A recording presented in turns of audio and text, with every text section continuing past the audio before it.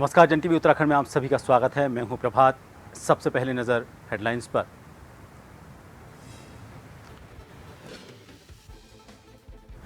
उत्तराखंड में विधानसभा का सत्र रक्षाबंधन के बाद संसदीय कार्य मंत्री ने मीडिया को दी जानकारी। भराड़ीसैंण में होगा आहूत।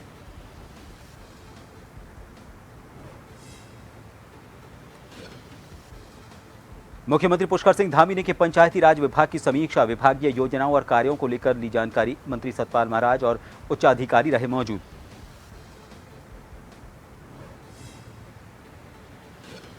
उत्तराखंड में निकाय चुनाव सितंबर में प्रस्तावित। मंत्री अग्रवाल ने कहा, सरकार इलेक्शन के लिए तैयार। मतदाता सूची का काम पूरा। सीमांकन का काम अंतिम चरण में।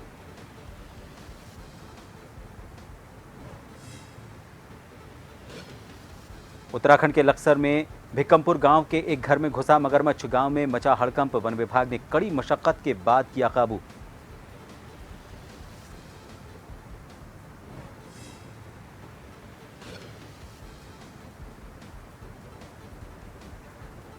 और केदारनाथ में फंसे लोगों का रेस्क्यू जारी। एयरफोर्स में MI-17 और चिनूक की दी गई मदद। SDRF और NDRF ने 5000 लोगों को निकाला। शाह ने की धामी से बात।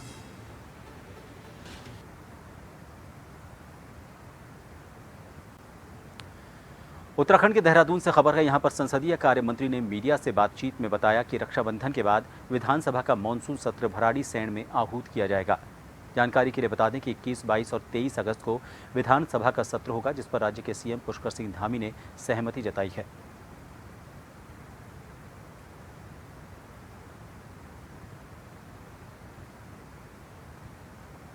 उत्तराखंड विधानसभा का सत्र होना है और माननीय मुख्यमंत्री जी ने जिस प्रकार से सहमति दी है, ये विधानसभा का सत्र 21, 22, 23 अगस्त को होना है और भराड़ीसैंण में ये सत्र होगा। निश्चित रूप से जिस प्रकार से हमारा पिछला सत्र हुआ था, अगस्त के माह में ये हमें करना ही था, इसलिए हम लोगों ने तय किया कि रक्षाबंधन के बाद 21, 22, 23 अगस्त को ये विधानसभा का सत्र आहूत होगा। मुख्यमंत्री पुष्कर सिंह धामी ने पंचायती राज विभाग की समीक्षा बैठक में हिस्सा लिया। इस बैठक में विभागीय योजनाओं और कार्यों को लेकर समीक्षा की गई। पंचायती राज मंत्री सतपाल महाराज और शासन के उच्च अधिकारी भी इसमें मौजूद रहे।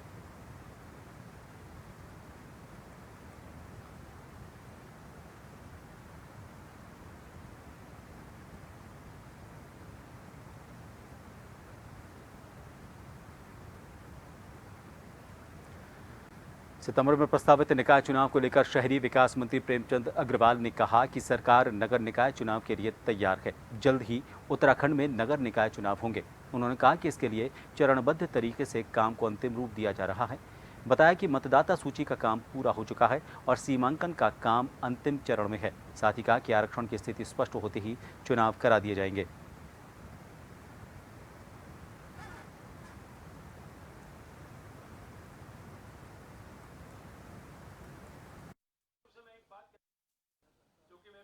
तीन चीजें बहुत प्रमुख है। मैं अनेकों बार कहा है, मैं आज भी दोहरा रहा हूँ। सीमांकन की प्रक्रिया और उसके बाद आरक्षण की प्रक्रिया के बाद हम चुनाव कराने की स्थिति में होंगे और सरकार पूरी तरह से तैयार है। जैसे ही ये सीमांकन होगा और आरक्षण की जो स्थिति है वो क्लियर होगी, हम चुनाव कराएंगे। दिल्ली में कोचिंग सेंटर के 3 छात्रों की मौत के बाद उत्तराखंड सरकार भी सतर्क हो गई है। मुख्यमंत्री पुष्कर सिंह धामी के निर्देश पर उत्तराखंड के तमाम क्षेत्रों में प्रशासन द्वारा अभियान चलाया जा रहा है। रुद्रपुर में विकास प्राधिकरण के उपाध्यक्ष अभिषेक रूहेला के नेतृत्व में आकाश इंस्टीट्यूट और आइलेट्स सेंटर में औचक निरीक्षण किया गया, जिसमें कई लापरवाहियां और खामियां मिली। इंस्टीट्यूट में हादसों से निपटने के लिए कोई व्यवस्था नजर नहीं आई।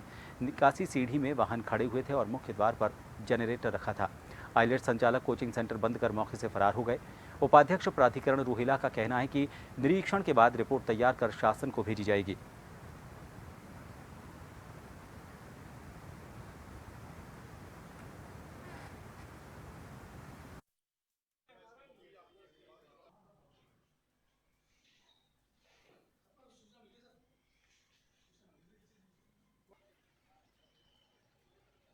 जी, शासन के दिशा निर्देशों के क्रम में एक समिति बनाई गई है जो विभिन्न जो कोचिंग संस्थाएं हैं उनके अंदर जो सुरक्षा के मानक हैं उनके संबंध में निरीक्षण कर रही है और निरीक्षण के उपरांत जो भी बिंदु शासन द्वारा तय किए गए हैं और बाकी भी जो स्थितियां देखने जाएंगी उनके क्रम में एक आख्या बनाई जाएगी और उसके बारे में सरकार को अवगत कराया जाएगा और जहां कहीं भी सुधार की आवश्यकता है उसकी जानकारी हम जो संस्था के प्रबंधक हैं उनको भी दे रहे हैं। और प्रयास ये है कि जो संस्थाएं यहाँ पे उत्तराखंड में चल रही हैं, हमारे जनपद में चल रही हैं, वो सुरक्षित रूप से चलें और उनके क्रियाकलापों से किसी प्रकार की जान माल की हानि किसी को ना हो सके, ऐसा हम सबका मिला जुला ये प्रयास है। हल्द्वानी के बेस अस्पताल में कुमाऊं कमिश्नर दीपक रावत ने अचानक छापामारी की। आपको बता दें, कमिश्नर रावत बेस अस्पताल में संचालित डायलिसिस सेंटर में पहुंचे थे। यहां उन्होंने भारी अनियमितताएं देखी। उन्होंने डायलिसिस सेंटर चलाने वाली आउटसोर्स एजेंसी और अस्पताल के सीएमएस को फटकार लगाई। साथ ही 1 महीने का सीसीटीवी फुटेज निकालकर चेक करने के निर्देश दिए कि डॉक्टर समय पर उपलब्ध रहते हैं या नहीं। कुमाऊं कमिश्नर ने रोजाना डायलिसिस सेंटर का निरीक्षण करने के अधिकारियों को निर्देश दिए।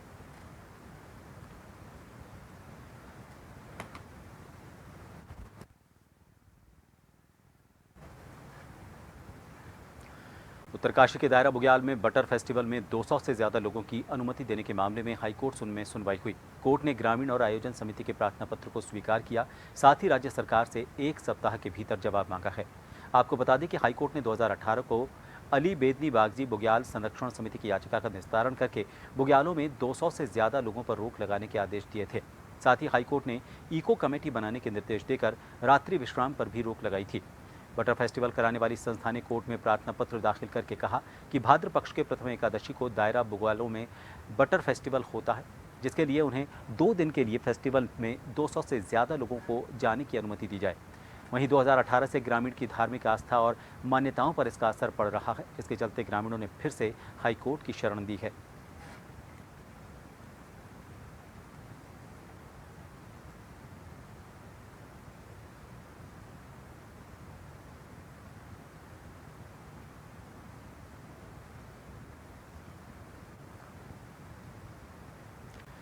उत्तराखंड में मेट्रो कनेक्टिविटी को लेकर राज्य सरकार को अभी तक सफलता मिलती हुई नहीं दिखाई दे रही। इस बात की पुष्टि खुद शहरी विकास मंत्री प्रेमचंद अग्रवाल ने कर दी है।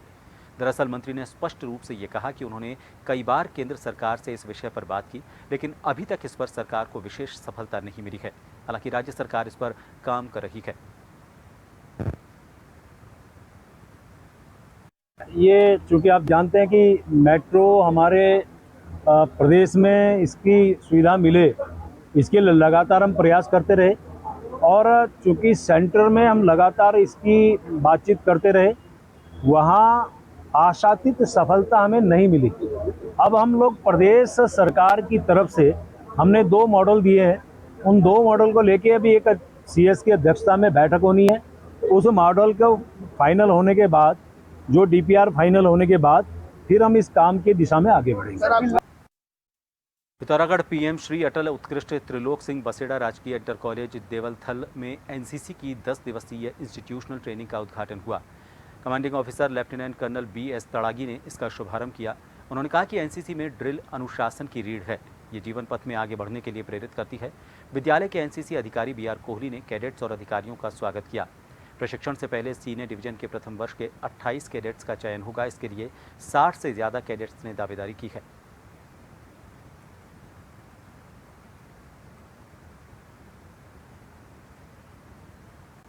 खबर उधम सिंह नगर के सीमांत खटीमा नगर पालिका से है। यहां जब से अधिशासी अधिकारी दीपक शुक्ला ने खटीमा नगर पालिका का कार्यभार संभाला है, तब से अब तक आए दिन कोई न कोई नया विवाद होता रहता है।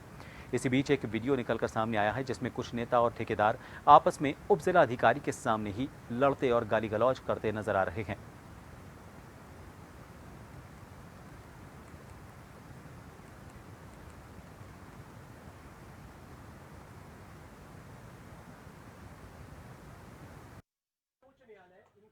पालिका भ्रष्टाचार को लेकर है, क्योंकि हमने लगातार इन पे लोक सूचना लगा रहे थे भ्रष्टाचार को लेकर। उससे संबंधित इस मामले को एक PIL लगाई गई थी हमारे द्वारा नैनीताल हाई कोर्ट में। उसका आदेश आया कि 1 महीने के अंदर आपने जांच करके देनी है DM साहब को। तो उससे ये सब कर्मचारी मिलकर, बोले वाले सफाई कर्मचारी, कोई कथाकथित नेता कर्मचारियों को, वो उनको बहला फुसला कर लाए और मेरे खिलाफ और मेरे साथी के खिलाफ झूठे मुकदमे में फंसाने के लिए मामले को गलत दिशा में ले जा रहे हैं, और जबकि मामला भ्रष्टाचार को लेकर है। देखिए, जो हमारे नगर पालिका के सफाई कर्मचारी जो 800 के माध्यम से यहाँ आए थे, उनकी एक शिकायत थी कि कुछ व्यक्तियों द्वारा इलीगल तरीके से उनसे पैसे वसूली की कार्रवाई की जा रही है और कहा जा रहा है कि भाई हम तुम्हें और एक्सटेंशन देंगे, तुम यहाँ पर तुम्हारा अपॉइंटमेंट बना रहेगा तो हमें कुछ और पैसे दीजिए। इसी की शिकायत लेकर वो मेरे पास आए तो मैंने कोतवाल साहब खटीमा को यह इसकी जांच करके निष्पक्ष रूप से इसकी जांच करके कार्रवाई करने के आदेश पारित कर दिए। दूसरा पक्ष इसलिए मेरे पास आया था कि वो इनके विरोध में था और कह रहा था कि भाई हमने माननीय उच्च न्यायालय में कुछ रिट आयोजित की है, इसी का बदला लेने के लिए ये कर रहे हैं। तो मैंने कहा दोनों चीज़ें अलग अलग हैं। जो माननीय हाईकोर्ट के आदेश हैं उसके क्रम में डीएम साहब जांच मेरे को दी गई है, मिलने पर उस जांच को भी पूरी की जाएगी और निष्पक्ष रूप से उसकी जांच की जाएगी। कल भी प्रशासन को तहरीर दी थी कि कागज के ऊपर नफीस अंसारी नाम के शासकों ने हमारे 60 कर्मचारी से 20,000 से 90,000 रुपये तक नौकरी लगाने के नाम पर पैसा लिया, और आज उनको नगर पालिका कह रही है दूसरा ठेका दे रहे हैं, इनको हटा रहे हैं, दूसरे कर्मचारी लगा रहे हैं। तो ये कर्मचारियों ने इनसे अपील की कि भैया जो आपने पैसे हमसे लिए वो हमें वापस कर दो। और जब पैसे मांगने गए तो इनके साथ गाली गलौज और मारपीट की। वो तहरीर हम देने आए, लेकिन अभी तक प्रशासन की ओर से उनको गिरफ्तार नहीं किया गया, खुला घूम रहे हैं और अपने बचाव में आपको सही साबित करने के लिए 10-20। मानसून काल में बाढ़ के पानी की निकासी में रोड़ा बन रहे अतिक्रमण पर प्रशासन सख्त हो गया है। नालों की सफाई के साथ अतिक्रमण हटाया जा रहा है। जिलाधिकारी के आदेश के अनुसार पूर्णागिरी तहसील एसडीएम आकाश जोशी के नेतृत्व में अतिक्रमण पर लगातार प्रहार किया जा रहा है। पिछले 7-8 जुलाई को नगर में भारी जल भराव हुआ था, जिसमें शहर के मुख्य नालों में हुए अतिक्रमण की वजह से बाढ़ का पानी पहुंच गया था, जिसमें काफ़ी लोगों को नुकसान उठाना पड़ा। इसके चलते प्रशासन द्वारा अतिक्रमण को हटाए जाने की कार्रवाई लगातार की जा रही है, जिससे जल भराव जैसी समस्या दोबारा उत्पन्न न हो।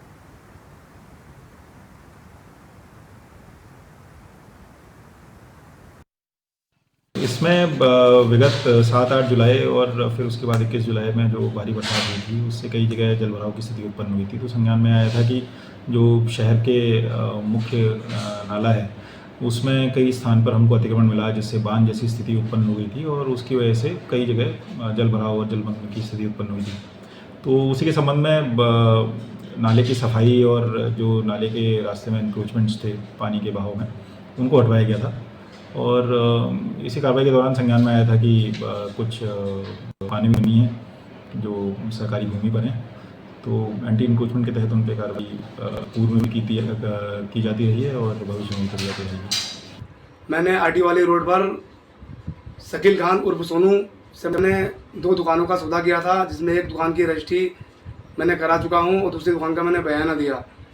मंगलवार को शाम को 5:30 बजे जब मुझे पता लगा कि वो ज़मीनें अवैध हैं, वहाँ सभी अधिकारी लोग वहाँ पहुँचे। उन्होंने दुकान की अवैध रूप से तोड़ाई करी, तोड़ा उसको। मुझे पता लगा तो मैं बहुत टेंशन में हो गया, बहुत परेशान हो गया। मैंने कर्जा करके बहुत परेशानियों से वो पैसा वहाँ पर दिया। मैं बहुत टेंशन में हूँ। मेरी एक दुकान की रजिस्ट्री बची हुई है, उसमें मैंने 3.5 लाख रुपये का नकद उनको बयाना दिया, उसकी मरम्मत कराई। मेरे 20 लाख रुपये इन लोगों ने ठगे हैं, जिसमें इसका पार्टनर विनोद बिष्ट जो नाईकोट में रहता है, इन दोनों ने मिलकर मेरे साथ। एक छोटे से ब्रेक के लिए यहाँ रुकेंगे, बने रहिए जन टीवी पर।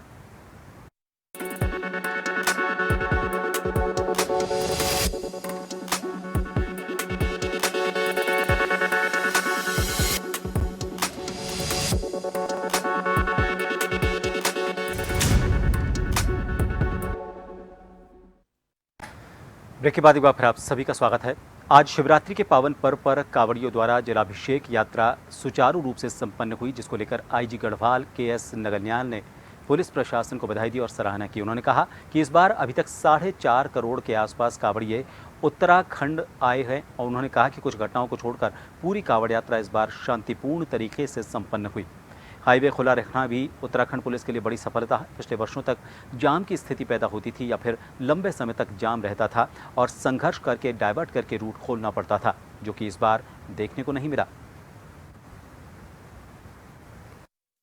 22 जुलाई से ये कांवड़ यात्रा विधिवत रूप से शुरुआत हुई थी, लेकिन कांवड़िये 1 जुलाई से आना शुरू हो गए जो राजस्थान और दूर दराज से आते हैं।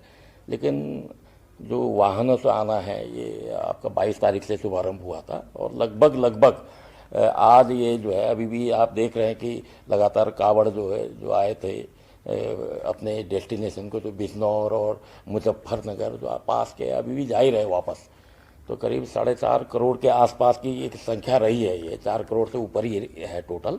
अभी फाइनल फिगर नहीं आया है, तो शाम को ही हम बता पाएंगे टोटल कितने कावड़ यात्रियों के द्वारा इस बार यहाँ से आके जल चढ़ाया गया। तो कुछ एक घटना को लेकर को छोड़कर बाकी सब कावड़ यात्रा इस बार बहुत शांतिपूर्ण ढंग से संपन्न हुआ। देश भर में शिवरात्रि का पर्व बड़े हर्षोल्लास के साथ मनाया जा रहा है। शिवालयों और भगवान शिव के मंदिरों में शिव भक्तों का जलाभिषेक करने के लिए भक्तों का तांता लगा हुआ है। तो वहीं लक्सर के सिमली मोहल्ले में प्राचीन शिव मंदिर पर भी सुबह से ही जलाभिषेक के लिए शिव भक्तों की लंबी लंबी कतार लगी रही। मंदिर में रहने वाले पुजारी अरविंद शर्मा का कहना है कि यह प्राचीन शिव मंदिर बहुत पुराना है। यहाँ शिव भक्तों की सुबह से ही लंबी लंबी कतार जलाभिषेक के लिए लगी है। उन्होंने बताया कि यहाँ की मान्यता है कि जो शिव भक्त यहाँ सच्चे मन से मन्नतें मांगते हैं उन्हें भगवान शिव पूरी करते हैं।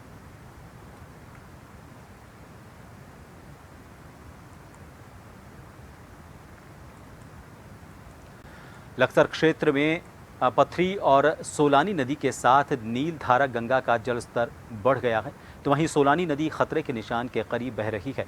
इससे आसपास के खेतों में पानी भर गया है। बारिश के असर से फसल और पशुओं के चारे का भारी नुकसान हुआ है और मैदानी क्षेत्रों में प्रभाव पड़ा है।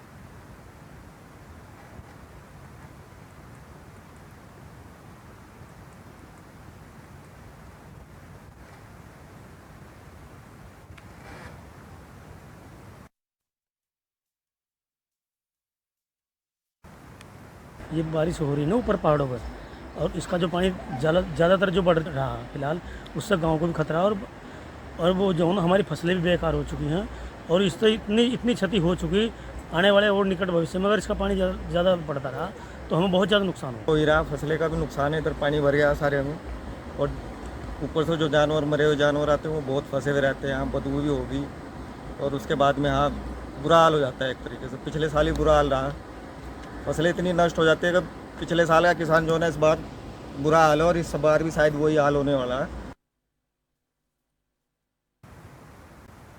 केदारनाथ धाम के पैदल मार्ग या तो कई जगहों पर बोल्डर आने से बाधित हैं या फिर पानी के सैलाब में बह गए हैं। केदारनाथ धाम की यात्रा बाधित हो चुकी है और अब केदारनाथ और पैदल यात्रा मार्ग पर फंसे यात्रियों को रेस्क्यू का काम युद्ध स्तर पर चल रहा है।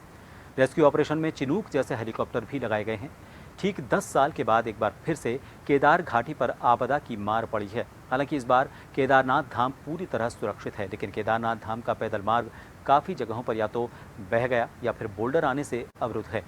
यात्रा बाधित हो गई है। रामबाड़ा पैदल मार्ग पर 2 पुल बह गए हैं, तो वहीं कहीं कहीं मार्ग बह गया है। मौजूदा वक्त में केदारनाथ में 1000 यात्री तो भीमबली में करीब 500 यात्री फंसे हुए हैं, जिन्हें रेस्क्यू किया जा रहा है। रेस्क्यू ऑपरेशन में चिनूक हेलीकॉप्टर को भी इस्तेमाल किया जा रहा है। इसके अलावा भी 4 हेलीकॉप्टर लगाए गए हैं। करीब 3000 यात्री गौरीकुंड से आगे लाए गए हैं। पीएमओ भी उत्तराखंड के हालात पर नजर बनाए हुए हैं। इसके अलावा गृहमंत्री अमित शाह ने भी सीएम पुष्कर सिंह धामी से फोन पर बातचीत की। धामी भी हालात पर नजर बनाए हुए हैं।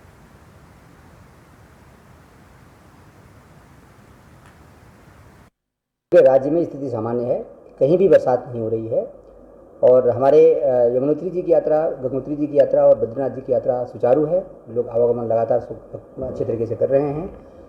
केदारनाथ जी की यात्रा बाधित हुई है, रास्ते कई जगह टूटे हैं भारी वृष्टि के कारण। अभी केदारनाथ जी में लगभग 1000 के आसपास, भीमबली और लिंचोली में लगभग 500 के आसपास लोग फंसे हुए हैं, जिनको निकालने का कार्य किया जा रहा है। सुबह से 4 हेलीकॉप्टर हमारे भीमबली लिंचोली में काम कर रहे हैं और केदारनाथ जी से गौचर लाने के लिए एक हमारा MI-17 हेलीकॉप्टर और एक चिनूक हेलीकॉप्टर माननीय मुख्यमंत्री जी के द्वारा निर्देश किए जाने पर भारत सरकार से प्राप्त हुआ है हमको, और उसका भी उपयोग हम कर रहे हैं।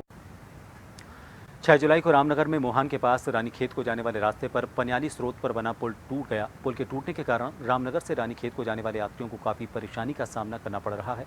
आपको बता दें, ये पुल अल्मोड़ा जनपद विधानसभा क्षेत्र सल्ट के खैरना मोहान चौड़ी घट्टी मोटर मार्ग पर बना ब्रिटिशकालीन पुल था, जो 6 जुलाई को धंस गया था। इसके चलते रामनगर सहित सैकड़ों ग्रामीण क्षेत्रों का आवागमन बाधित हो चुका था। लेकिन जिला प्रशासन की त्वरित कार्यवाही से 3 सप्ताह के भीतर पुल बनकर तैयार होने के बाद आज आम जनता के लिए तैयार करके सुपुर्द कर दिया गया। अल्मोड़ा जिलाधिकारी विनीत तोमर, सल्ट विधायक महेश जीना द्वारा पुल का उद्घाटन किया गया।